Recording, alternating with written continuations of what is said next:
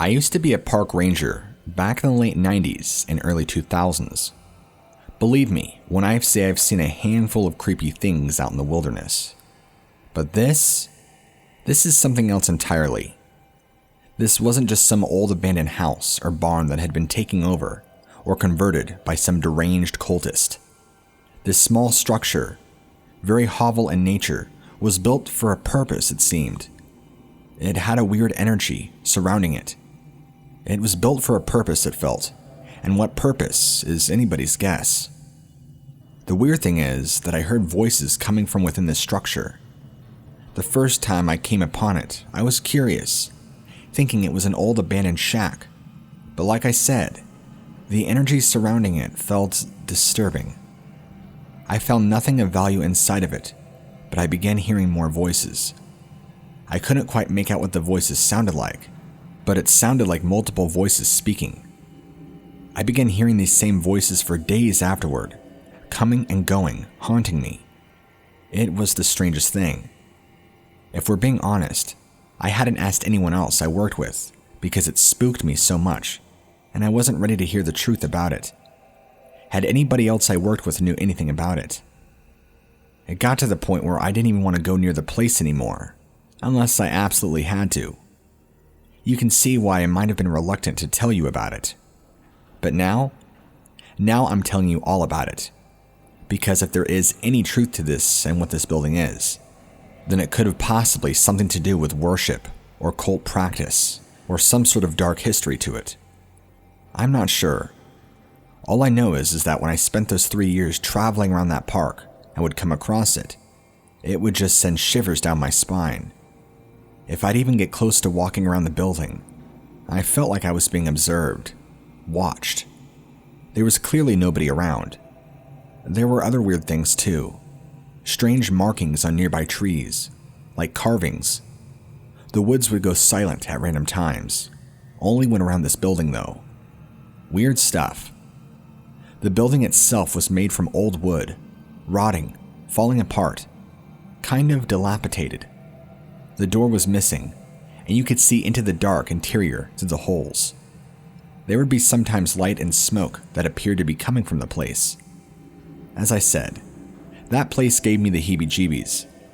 I felt like I had to warn certain wanderers and hikers about it, or else they would stumble across it and get the same creepy feelings that I did. I just thought I would share this with you. Old places like that out in the middle of nowhere give me the creeps. Then you take into account the weird energy surrounding the place and the feelings of being watched over.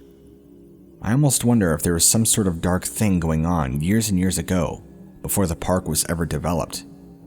I don't know, just thinking about it now just makes me happy that I don't work around there anymore.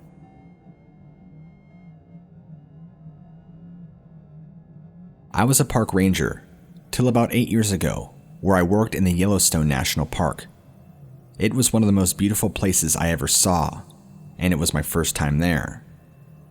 I remember how it felt to be so close to nature, the wind blowing through the trees, the birds singing, and everything else around me. I never thought that I would get to work in something like this, a place where people can generally camp and hike without any problems.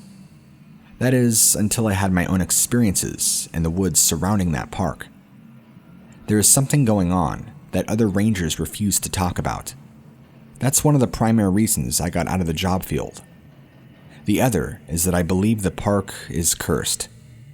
I'm not one to believe in that sort of stuff, but there are a lot of stories about people going into the park and never coming out. The first time I encountered one of these stories was when a father and his young daughter were hiking and got lost in the park.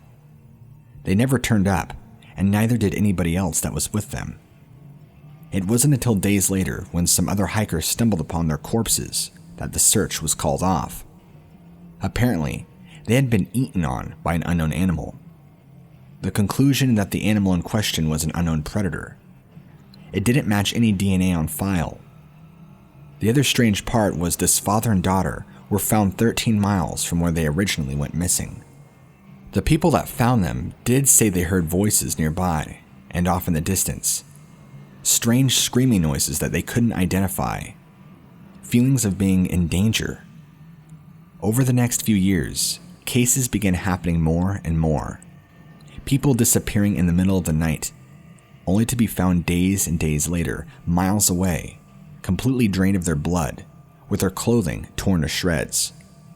Sightings of monsters matching the descriptions of big black dogs and giant ape-like creatures.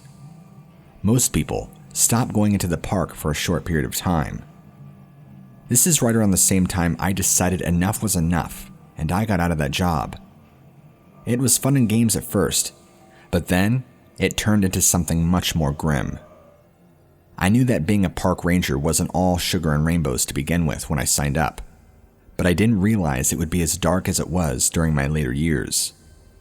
Even the other rangers acknowledged that things were increasingly getting worse, and they weren't sure why. Well, shortly after my departure of the job, I became aware of a book called Missing 411. If you know anything about that book, you would know that it is filled with missing person cases, all in the manner which disappeared under mysterious circumstances. Not always in national parks, but many did. To my horror, this made me realize that this is a global issue, and the scope is so much bigger than I ever imagined. They, the Forest Service, is trying their hardest to keep this stuff hush and under wraps. They don't want any of this stuff getting out. It would be complete and total chaos if it did. Now that years have passed, and my knowledge has broadened, as well as my understanding on the issue, it's worse than it's ever been. Having worked in that field myself, I never will set foot in a national park or a national forest ever again. Yeah, you might be safe, but after reading all that I have to deal with on the job, I don't want to be a statistic and end up in a book. This is a perfect circumstance that it's better to be overly cautious than it is to be reckless and naive. Something is going on, and they are not telling people anything. They weren't even telling us. The only thing we got told about was to not tell a soul about what we encountered and saw. And 99% of the time, it was just a missing person or the remains. If you would have told me all about this long before I ever signed up for the job, I wouldn't have believed you. Now that I've lived through it myself and I read about it more, it's more than enough for me to digest.